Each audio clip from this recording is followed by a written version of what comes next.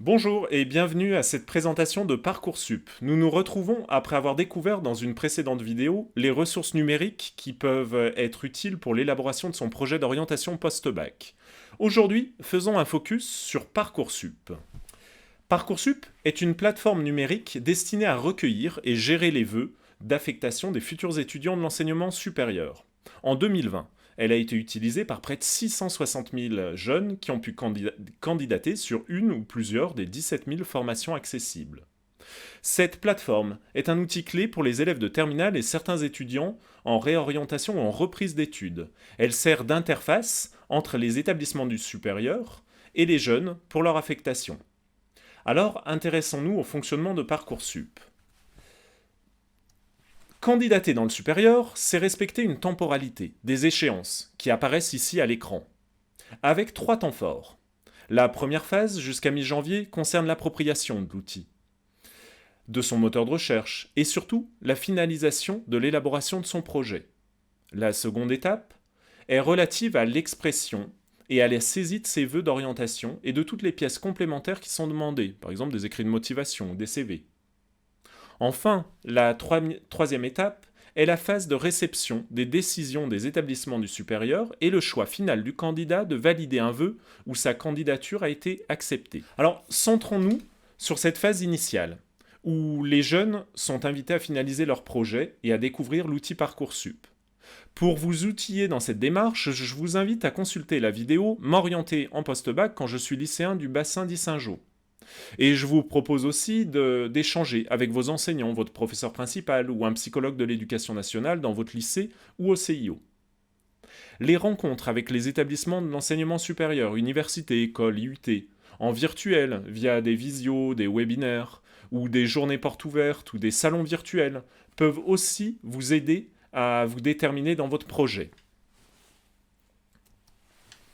À partir du 20 janvier, les jeunes ont la possibilité de s'inscrire sur Parcoursup et de saisir leurs vœux sur la plateforme, jusqu'à 10 vœux auxquels peuvent s'ajouter des sous-vœux selon le type de formation. À ces vœux sous statut scolaire peuvent être ajoutés des vœux en apprentissage. La saisine des vœux sera impossible après le 11 mars. En parallèle, il faudra compléter les candidatures avec les éléments demandés par les établissements, comme les écrits de motivation ou un CV par exemple. Les dossiers peuvent être complétés jusqu'au 8 avril, ainsi que la confirmation des vœux. Après une période d'attente de plus d'1 mois, le temps que les établissements du supérieur instruisent les candidatures, les classes et en retiennent certaines, les réponses sont transmises aux candidats sur la plateforme à partir du 27 mai. À ce moment-là, le jeune dispose d'un délai de quelques jours pour se positionner. Cette phase de réception des réponses peut s'étaler théoriquement jusqu'à la mi-juillet.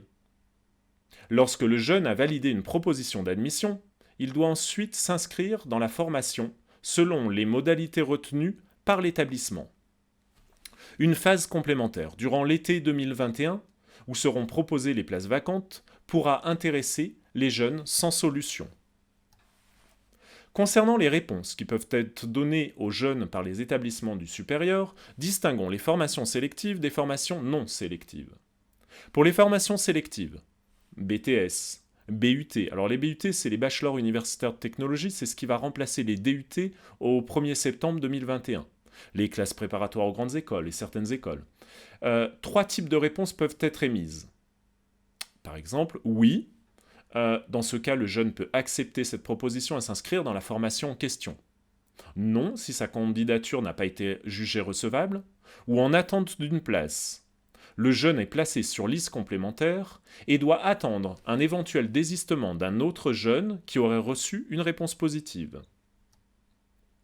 Pour les formations non sélectives, ce qui est le cas de la plupart des licences universitaires, les réponses peuvent être oui, comme précédemment, oui si, ce qui implique la conditionnalité de suivre un parcours adapté, une remise à niveau, si le jeune accepte cette formation, ou en attente d'une place, s'il se retrouve moins bien classé, et donc sur liste complémentaire. Faisons une petite simulation. Prenons l'exemple de Charlotte, élève en classe de terminale, qui a choisi 8 vœux sur des BTS, des licences, des classes prépa, des bachelors universitaires de technologie. À la date du 27 mai, elle reçoit 4 réponses positives. Vous les voyez apparaître en bleu clair. Un refus, en gris, et 3 vœux en attente, en bleu foncé. Dans les délais impartis, elle va devoir accepter une seule des réponses positives et donc délaisser, libérer 3 de ses vœux ayant une réponse positive, pour que ces vœux soient réaffectés à des jeunes placés en attente sur ces mêmes vœux. Elle peut ainsi, si elle le souhaite, maintenir un ou plusieurs de ses vœux en attente, en espérant qu'une proposition positive lui soit faite dans les jours suivants. Et en l'occurrence, elle accepte le vœu sur le BUT F, comme vous le voyez. Et donc, elle renonce de fait aux autres réponses positives, en l'occurrence la CPGE A, la licence C et la licence E.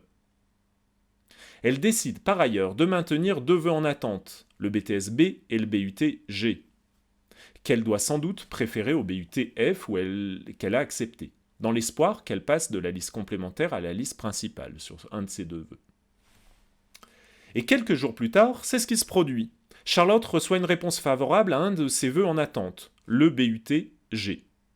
Se retrouvant avec 2 réponses positives, elle ne peut en confirmer qu'une. Et elle choisit le BUT G. Elle décide enfin de renoncer à son autre vœu en attente, le BTS B, et elle devra donc s'inscrire au sein de l'IUT qui propose le BUT G.